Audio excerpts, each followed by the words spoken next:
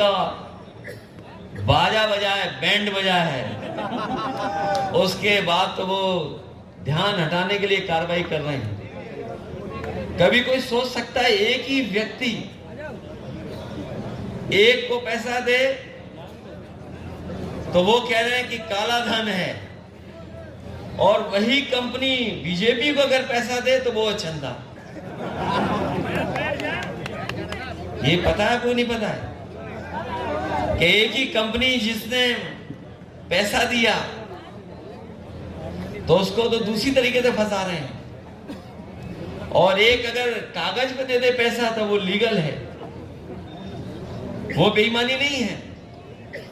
एक पे आरोप लग रहा कुछ करोड़ का, और उसी कंपनी ने 30 करोड़ से ज्यादा पैसा भारतीय जनता पार्टी को पहुंचाया इलेक्टोरल बॉन्ड से। ये तो बात सब जानते हैं, ये सब जानते हैं, कहीं छिपा नहीं है। अब तो ताज्जुब कर गया, जो अपने आप को गरीब बोलते थे उन्होंने 1000 करोड़ रुपए दे दिया बीजेपी को।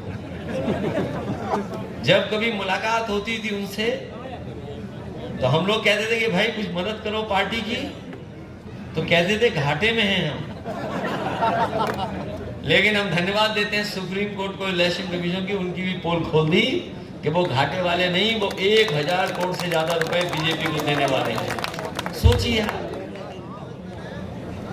इसलिए छिपाने के लिए सब कार्रवाई हो रही है, और छिपाने के लिए कुछ भी कर सकती है भारतीय जनता पार्टी।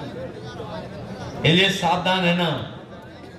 और ये जाने वाला चुनाव है, भारतीय जनता पार्टी के विदाई का समय है, होली का त्योहार, और उत्तर प्रदेश में जिस तरीके से लोग स्वागत करते हैं, बीजेपी का 2014 में स्वागत भी अच्छा किया था यहाँ की जनता ने, और हमें पूरा भरोसा है कि 24 में विदाई भी शानदार होगी।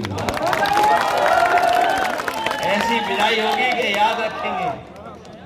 और हमारी आपकी सबसे बड़ी जिम्मेदारी है समाजवादियों की, क्योंकि उत्तर प्रदेश से हटेंगे तो ये देश से हटेंगे। उत्तर प्रदेश से ही आए थे, उत्तर प्रदेश से ये भेजने का काम करेंगे। और जो लोग तमाम सवाल उठा रहे हैं परिवार वाले, इस बार हमने भी रिकॉर्ड तोड़ दिया, परिवार वालों को टिकट दे दी सर। और रिकॉर्ड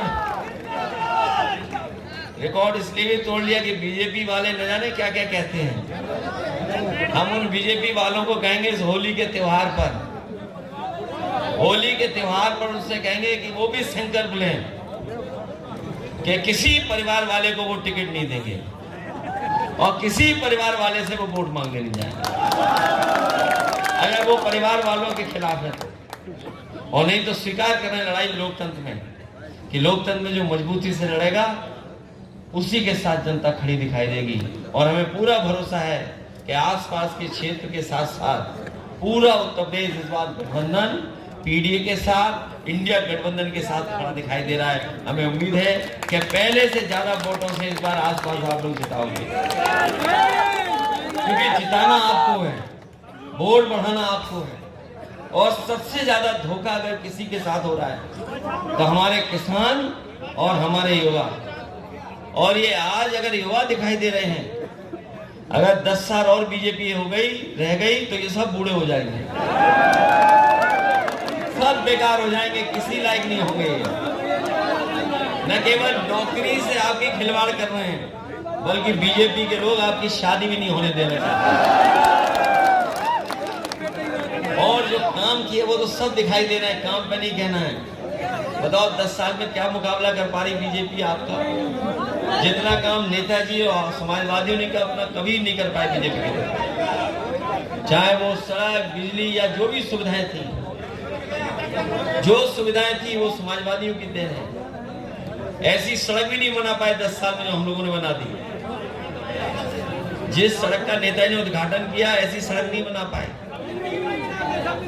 और एम्बुलेंस खराब कर दी, पुलिस खराब कर दी। भाई जो 100 नंबर था 112 कर दिया, वो खराब कर दी नहीं कर दी। और पुलिस दूसरे काम में कर रहा है, दूसरा काम कर रही है, वो काम छोड़ के दूसरे काम में लगे हुए वो लोग। और अभी मुख्यमंत्री जी आए थे उद्घाटन करने, ये जो अस्पताल खराब कर दिया इसका, सुनने में आ रहा है उन्होंने नई बिल्डिंग में फीता लगवाया था, लेकिन हमारे किसी साथी ने हमें पहले ही वीडियो रिकॉर्ड करके दे दिया, तो हमने उसको ट्वीट कर दिया, फेसबुक पे डाल दिया और जगह चला दिया सोशल मीडिया पे। उसके बाद मुख्यमंत्री की हिम्मत नहीं पड़ी जाकर के उस बिल्डिंग का फीता काट दिया, क्योंकि वो बिल्डिंग समाजवादियों ने बनाई थी, वो सुपर स्पेशलिटी हॉस्पिटल था। और याद होगा नेताजी हर बार कहते थे कि हमारे गरीब का इलाज ऐसा हो, चाहे वो दिल्ली हो बंबई में हो, और समाजवादियों ने वैसा अस्पताल बनाया था। ये अगर बनकर के तैयार हो जाता तो किसी भी गरीब को दिल्ली और बंबई नहीं जाना पड़ता, फ्री इलाज इसी मेडिकल कॉलेज में होना था।